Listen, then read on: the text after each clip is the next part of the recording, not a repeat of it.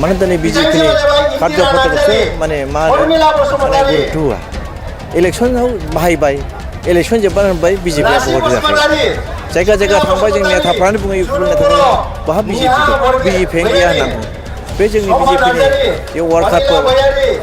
गोसोआव आघात खालामदों जायनि थाखाय गासै सिएम इलेक्सन हायदों दा बबे स्किमखौ बिथाङा मोनाखै जेरै हमना लादो लामा बानायनो थाखाय गुडविल गिबि बोसोरावहाय 500 कोटी हरदों नैथि बोसोरावबो 500 कोटी हरदों बे 500 कोटीनि स्किमखौ बिथाङा मोनदों ना मोनाखै जोंनि पलिटिक्सआनो जाहैबाय हारिखौ बोरै सिगांथिं लांनो हायो बिथाङा बैसो जानायखायसो मानायसो दिनैहाय बेबायदि बुंनानै लादों आदा रेरुवा नार्जिहारिया मोनसे मानगोनां इएम बिटिआरनि दा बिथाङा जुदि बिदि बुंमारदोंबा बेथ' एसे माने आनफर्चुनेट जाहैबाय बिथाङा दिनैसिमबो सरकारनिनो पार्ट बिथाङा प्रमद बर' दैदेननाय बिटिआर सरकारनि इउपिपिएल आरो बिजेपि एनडि एलायन्सनि सासे बिथाङा इएम रेसपन्सिबल इएम जानानै बिथाङा गावनिनो बस प्रमद बर' सारनि हेंथायै बेबायदि बुंनाया बियो दुखु गोनां जादों दा बिथाङाबा मा साननानै बुंदों दा बिथाङा गावनि बेक्तिगत अपिनियनखौ बुंदों ना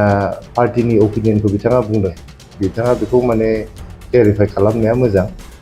दा बबे स्किमखौ बिथाङा मोनाखै जेरै हमना लादो लामा बानायनो थाखाय गुडविल स्किम बाहाय स्टेटनिफ्राय हरदों गिबि बोसोरावहाय 500 कोटी हरदों नैथि बोसोरावबो 500 कोटी हरदों बे 500 कोटीनि स्किमखौ बिथाङा मोनदों ना मोनाखै मोनफ्रोमबो समस्तियावहाय बियो जमदुवार समस्ति मोनफ्रोमबो समस्तियावहाय 10 कोटी खरि हरदों आं मिथिनायावथ' बिथाङा गिबि गुडविलावबो 10 कोटी मोनदों उननि गुडविलावबो बिथाङा 10 कोटी मोनदों आरो बेबायदिनो जे कालभार्ट बानायनायनि लामा बानायनायनि जिखिनि स्किम बेखौथ' 40टा जिहेतु जोंहा समस्ति दं 40टा समस्तिजों समान बेखौ राननाय जायो बेखौथ' इएम जिएमफोरनो राननाय जाया बेखौथ' रायजो राजाफोरनि थाखायसो राननानै होनाय जायो नङा होमबा इएम जिएमनो राननाय माने मा इएम जिएमआ बेखौ लांनानै मा खालामो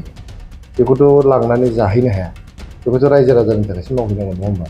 गतिके बबे मोनसेखौ बिथाङा थिउरियावल' नुदों प्रेक्टिकेलाव मावनो हायाखै होननानै बबे मोनसेखौ बिथाङा बुंदों आंथ' बिथांखौ नुदों कयेकदिन सिगां नोंथांमोना मिडियानि आर्काइभआव नायोबाबो नुगोन जे बिथाङा प्रमद बर'खौ सासे बयनिफ्रायबो दक्षसिन सुबुं बयनिफ्रायबो मावनो हासिनग्रा मोजां साननो हाग्रा जोबोद गोख्रों सासे मानसि होननानै बिथाङा बाख्नायसोगारदोंमोन अपेन स्पेसफ्राव बिथाङा बाख्नायदोंमोन दिनैहाय साडेनलि बिथाङा मानो गावनि स्टेन्डखौ सोलायफिनदों नोंथांमोना सिगांनि मिडिया आर्काइभआव बोखांनानै नाय बिथाङा प्रमद बर'खौ मोनफ्रोमबो मेल मिटिङाव जोबोद बाख्नायसोनाय बेफोरखौ नोंथांमोना नुनो मोनो पाब्लिक मिटिङाव बिदि बुंदों होननानै आं नोंथांमोननिफ्राय खौरां मोनदों आं अबयस्से नुजोबाखै दाबो मा बुंदों गतिके बिथाङा क्लियार खालामनाया मोजां गाव माने बेक्तिगत भाबै बुंदों दा दिनै हानजाया बिथांमोननि हानजाया बेखौ थांखि लानानै दिनैहाय बिथाङा मेलनि गेजेरजों बेखौ बुंदों फोसावदों बेखौ बिथाङा क्लियार खालामनाया मोजां बिथाङा मोनसे अजदखौ हरो जे मोनफ्रोमबो बिसायख'खौ बिजेपिनि साबसिन लानानैनो इउपिपिएलआ देरहाबोदों नाथाय भट जोबखांनायनि उनावनो जे बिजेपिआ इउपिपिएलनो भट होआखै होननानै इउपिपिएलनि मानसिफ्रा बुङो होननानै बिथाङा आरो अजद दैखांबावदों आदा रेरुवा नार्जारिया सासे जोबोद सिनियर मानसि एक्सपिरियेन्स मानसि गोदोनिफ्रायनो आन्दलनजों जड़ित जाबोनाय बोजों जायगायाव थांनाय सारा आसामनि सारा बड'लेण्डनि सारा इन्डियानि बिथांहा माने जे जिअग्राफिकेल बा जोंहा जे डेम'ग्राफिक पेटार्न दङ बेखौ बिथाङा जोबोद मोजाङै मिथियो खिन्थु दिनैनि बेबायदि बिबुंथिजों बिथाङा बैसो जानायखायसो मानायसो दिनैहाय बेबायदि बुंनानै लादों नंगौ बिजेपि हान्जाया जोंखौ मदद होबोदों 2021 मायथाइयावहाय जोंनि एमएलए इलेक्सनाव बिथांमोना मदद होदों दाखालि एमपि इलेक्सनाव बिथांमोना मदद होदों जों बिनि थाखाय जोबोद बिथांमोनखौ धन्यबाद होयो खिन्थु बिथाङा मिथिनाया मोजां जे जों इउपिपिएल हान्जाया बिजेपि हान्जाखौहाय जेरै जोङो तेजपुर बियाबाव जों बिथांमोनखौ मदद होदों मंगलदै दरं उदालगुरि जे समस्ति दङ जों बेयाव मदद होदों गुवाहाटि समस्तियाव जों मदद होदों नङा होमबा दा बेबायदिनो जोंहा दिफु जे समस्ति दं बेवहाय जों बिथांमोनखौ मदद होदों लखिमपुर बियाबाव जों मदद होदों जे 14टा जे लकसभा समस्ति दङ बिनि गेजेराव जोङो 13थायावहाय जोंनि भारतीय जनता पार्टी आरो आसाम अखम गण परिषद बेखौ जोङो मदद होदों सुद्रुक जोङो 2020 मायथाइनि जे MLA इलेक्सन दङ जों 8था समस्तियावल' गेलेनानै गासै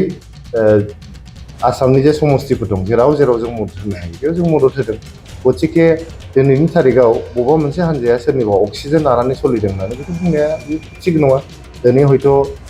जोंना माने चिफ बिटिआरनि चिफआ प्रमद बर' सार जानायखाय बिथाङा UPPLनि जानायलाय बिथाङा बिदि साननो हागौ खिन्थु आसामाव जोङो UPPL हान्जाया बा आसाम गण परिषद हान्जाया दिनै BJPखौ मदद होदों BJPनि बेवहाय दैदेनगिरिफोर दङ चिफ मिनिस्टारा BJPनि दिल्लीयावहाय जोंनि MPफ्रा थांनानै मदद हैदों बेवहाय अनारेबल प्राइम मिनिस्टारा BJPनि गतिके बेयावथ' बेबायदि बुंलायनाया बाथ्रा नङा जे सोरनिबा अक्सिजेन लादों लायाखै होननानै बे माने बिथांनि इमेच्युरिटिखौ देखायदों पलिटिकेल इमेच्युरिटि आरो लोगोसे आं सानो जे बिथाङा बैसो जालांनाय लोगोसे माने मा बुंगोन मा बुङा बिदिबायदि जादों बैसोजों लोगोसे जायो बे माने माबा नङा खिन्थु बिथाङा इयुनाव जुदि गावनि बाथ्राफोरखौहाय एसे सानै हयै बुङोब्ला होमब्ला गावनि थाखायनो जिहेतु बेहा मोनसे रेसपेक्ट दङ मोनसे सिनियरिटिनि रेसपेक्ट दं गोदोनिफ्रायनो समाजजों जड़ित जाबोनायनि मोनसे रेसपेक्ट दं बे रेसपेक्टखौ जाहाथे बिथाङा खोमानानै लाया बेखौसो आं खावलायगोन माबायदि जागोन सानो जिहेतु माखासे सान सिगां डक्टर हिमन्त बिश्व शर्मा बिथाङाबो 2025 मायथाइयाव BJPआ हारसिङै बिसायख'थि गेलेनायनि बाथ्रा बुंदों आरो दिनै PM रेवरा नार्जारि बिथाङाबो प्रमद बर'नि सायाव बेफोरबायदि अजद नोंथांमोननि खौरां बिजोंनि गेजेरजों जों नुदों आसामनि मानगोनां गिबि मन्थ्रि बिथाङा मोनसे फोसावदों जे हारसिं गेलेगोन 2025 मायथाइयावहाय आरो दिनैहाय जों नोंथांमोननिफ्राय मिथिबाय जे आदा रेवरा नार्जारिया माबा मोनसे बाथ्रा बुंदों दा बेनि सायाव जोङो जोबोद सिरियासलि सावरायगोन UPPL हान्जाया जोबोद सिरियासलि सावरायगोन साननैसोनि गेजेरावनो जोङो जोबोद सिरियासलि सावरायनानै मोनसे थांखि जों लागोन थांखि लाखांनायनि उनावहाय बे थांखिखौ लानानैनो जों माने हाबाफारिखौ जों लालांगोन जोंहा UPPL हिसाबै जोंहा जेबो माने बेबायदि माने साननांगौ बा कनसार्न जानांगौ बाथ्रा गैया जों बिराद मोनसे कम्फर्टेबल पजिशनाव दङ जोङो बड'लेण्ड ओनसोलनि दिनैनि थारिखआव बयनिफ्रायबो गोख्रोंसिन मोनसे राजखान्थि हान्जा जोंहा 2 मेम्बार अफ पार्लियामेन्ट दङ जोंहा 7 जन MLAफोर दङ जोंहा MCLAफोर दङ 17 जन MCLAफोर दङ आरो जोंजोंहाय रायजो राजाफोर दङ आरो जोङो UPPL हान्जायाव नोंथांमोना नुगोन जे रावबो जों प्रफेसनेल पलिटिशियान नङा जों बयबो समाज सिबिनायनिफ्राय फैनाय सोरबा जोंनि माहारियारि आफादनिफ्राय फैनाय गासिबो जोङो माने समाज सिबिनायनि जे बेकग्राउन्ड ससियेल वार्कनि बेकग्राउन्ड बेनिफ्रायसो फैजोबनाय गतिके रावबो प्रफेसनेल पलिटिशियान जोंनि हान्जायाव गैया जोंनि पलिटिक्सआनो जाहैबाय हारिखौ बोरै सिगांथिं लांनो हायो हारि जौगानायनि पलिटिक्स ओमफ्राय जोंनि पलिटिक्सआनो जाहैबाय जोंनि थागिबि माहारिफोरनि मोन्थाइफोरखौ बोरैहाय जों इनसियर खालामनो हायो बेनि पलिटिक्स जोंनि पलिटिक्सआनो जाहैबाय जोंनि ओनसोलनि हा हुखौ जों बोरै रैखाथि होलांनो हायो बेनिसो पलिटिक्स लोगोसे जोंनि पलिटिकेल राइट्स जिखिनि दङ गोमानाय पलिटिकेल राइट्स बेफोरखौ जों बोरै गाबथानो हायो बोरै जों साबसिननिफ्राय साबसिन खालामनो हायो बेनिसो जोंना पलिटिक्स जोङो बेवहाय रावबो प्रफेसनेल पलिटिशियान जोंनि हान्जायाव गैया गतिके जोंहा जेबो गिनांगौ साननांगौ जेबो गैया जोंनि पलिटिक्सआनो समाजनि थाखाय जोंनि पलिटिक्सआ जाहैबाय बड'लेण्ड ओनसोलनि रायजो राजाफोरनि थाखाय गरिब दुखिया रायजो राजाफोरनि थाखाय हा हु रैखाथि होनायनि थाखाय जोंनि पलिटिक्सआनो जाहैबाय BTR सुक्तिनि मोनफ्रोमबो दफाखौ आखरे आखरे जों बोरैहाय माने इमप्लिमेन्ट खालामलांनो हायो बेनि थाखायसो जोंनि पलिटिक्सआ गतिके सोरबा सासे सानै मानसिफ्रा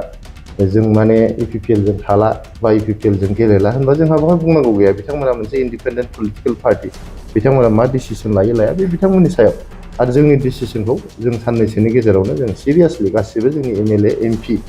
MCLA गासैखौबो लाजोबनानै थाबैनो जों जिरायनानै मोनसे जों थांखि लागोन बे थांखिनि गेजेरजोंनो जों हाबाफारिफोरखौ लालांबाय थागोन फैबाय थानाय BJP दोलोआ ब्रिटिशखौ सासन खालामनायनि सिमां नुदों बायदिखौ जों नुनो मोनदों बेनि सायाव नोंथाङा बुंनांगोन दाना मोनफ्रोमबो हान्जाया बे सिमांखौ नुनो हायो सिमां नुनायाव जेबो गाज्रि बाथ्रा गैया जे बिसायख'थियाव जायफोर गेलेनो थाङो खुनु माने राजखान्थियारि हान्जायानो बुङा जे जों जेनगोन बा जोङो माने सासनाव फैनाय नङा होननानै रावबो बुङा दा सासनाव फैनोब्ला रायजो राजानि मदद नांगोन रायजो राजानि भट नांगोन नङा होमबा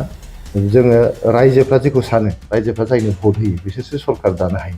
गतिके जों रायजोनि मेन्डेटखौ जों नेनानै थानांगोन रायजोनि मेन्डेटखौ जोङो अराय मान होलांनांगोन रायजोआ जायखौ लुबैयो बिटिआरआव सरकार दाजानो बे